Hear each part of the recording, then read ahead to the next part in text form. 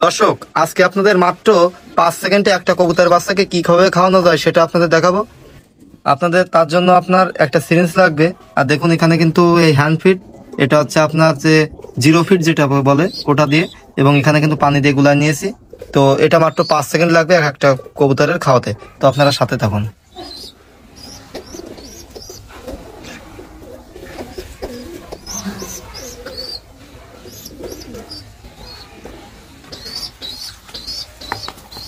দেখুন দর্শক, মাত্র কিন্তু 10 সেকেন্ডে 2টা বাচ্চাকে আমার খাওয়ানো শেষ।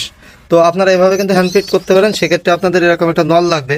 দেখুন এটা হচ্ছে 60 সিসির সিরিঞ্জ, এটার মতন একটা সিরিঞ্জ লাগবে, এবং এটা হচ্ছে আপনার যে রাবারের নল এটা লাগবে। এটা আমি কিন্তু সিদ্ধ করে এই সাইডে ঢুকা দিয়েছি। আর অবশ্যই আপনারা যে বাজারে যে 0 ফিট আছে, এই 0 ফিট দিয়ে হ্যান্ড ফিডিং করাবেন। এটা পানিতে 1 মিনিট ভিজায় রাখলে এটা গলে যায়। আর এরকম পানি ফানি করে নেবেন, এই ফিডটা গুলায় এরকম পানি ফানি করে নেবেন। অবশ্যই ভাই কবুতর 100% সুস্থ সবল থাকবে এবং যথেষ্ট প্রোটিন পাবে।